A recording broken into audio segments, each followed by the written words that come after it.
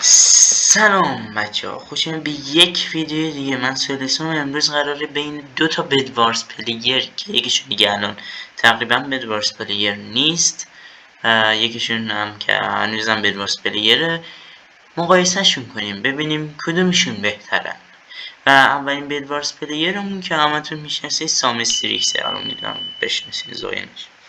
و دومین بدوارز پلیری که قراره توی این چالش بیاریمش که قبلا بدوارز پلیر بوده، الان هم تک و توک ویدیو بدوارز میذاره، میلاده. آره، قراره که از چند جهت تامنیل، ادیت، ویو لایک البته با همه، سطح بازی و آخرین چیزی که قراره تستش کنیم اینه که توی ویدیوهاشون خوشکن یا نه.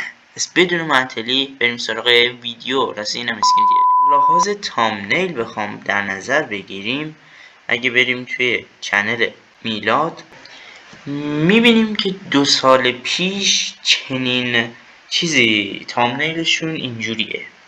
این یکی از تامنیل هاشونه که به نظرم تامنیل اوکی میاد. حالا من تامنیل زن خوبی نیستم کلا، نه ادیتور خوبیم نه تامنیل زن خوبی.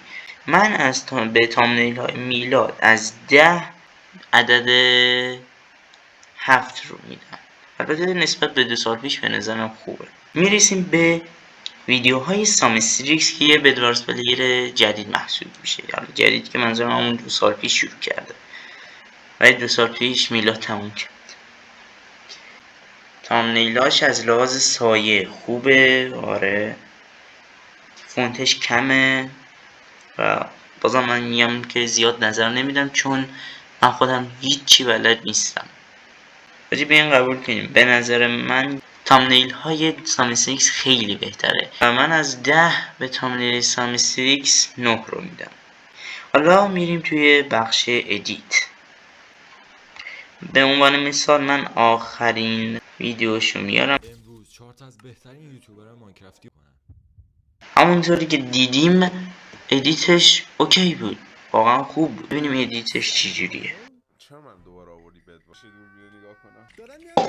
از نظر من ادیتشون بخوایم در نظر بگیریم، البته من برای که چی نشه میرم ادیت بدوارز سامستریکس هم نگاه میکنم.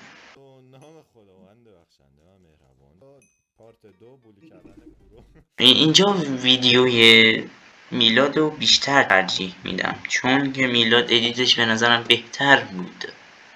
آره، نمیدونم سامستریکس شاید ادیتور داشته باشه یا نه نمیدونم، ولی صادقانه بخوام بگم ادیت میلاد بهتر بود. پس توی بخش ادیت میلاد قطعاً میفته جلو.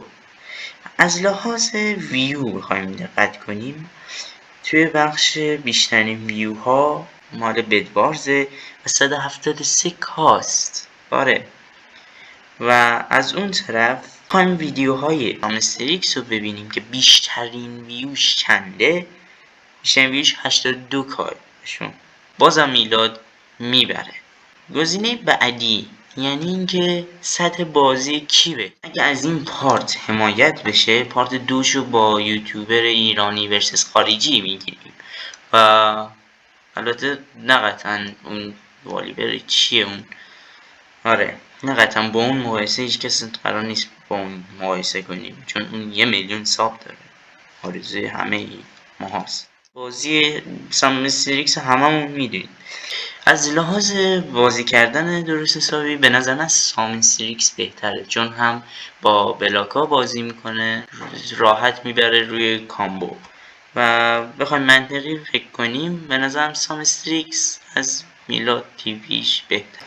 میرسیم بخش آخر، آیا تو ویدیوهاشون خشک هستن یا نه، که این داستان نیازی به نگاه کردن ویدیوهاشون نداره و طبق همین چند تا ویدیویی که دیدیم قطعا میلاد از لحاظ اینکه با ویورا چجوری ارتباط برقرار میکنه بهتر از سامستریکس دیگه، صادقانه بخوام حرف بزنم. مخصوصا ویدیوهایی که با بقیه میگیره، ویدیوی با سیناش، همین ویدیو 1 ماه پیشش که حیف شد که میلاد از کامیونیتی بدوارز خارج شد پس در آخر اگه بخوایم دقت کنیم از لحاظ تامنیل سامیستریکس خیلی بهتر بود. از لحاظ ادیت هم بخوایم یکم منطقی فکر کنیم، چیزهایی که حالا من ویدیوشون کامل ندیدم و موقعی که ویدیوشون کامل میبینم زیادم دقت نکردم. میلاد خیلی که حالا نه با اختلاف کمی برنده میشه از لحاظ ادیت و از لحاظ سطح بازی که هممون میدونیم سامیستریکس قطعا بهتره و از لحاظ ویو بخوایم دقت کنیم و میلاد قدیم رو حساب کنیم، میلاد قدیم با 173k ویو خیلی بالاتره. از لحاظ لایک هم قطعا هرچی ویو بیشتر لایک بیشتر. البته حالا این یکسان نیست چون ویدیو خودم هم مثلا دیدم 600 تا ویو گرفته 9 تا لایک، از اون ور یکی 400 تا ویو گرفته 12 تا لایک، اینجوری شده.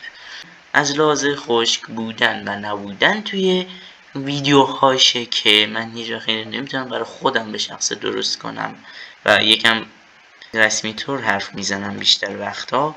از لحاظ اون هم به نظرم میلاد، پس میلاد 3-2 با اختلاف به شدت کم میلاد برنده میشه. برای هیچ کدومشون مهم نیست، من میدونم برای شما مهم نیست که من بیام کی رو برنده اعلام کنم، ولی دیگه حالا نگاه کن دیگه داداش، نگاه کن زحمت میکشم ساعت 2:26 صبح دارم میام ویدیو میگیرم داداش.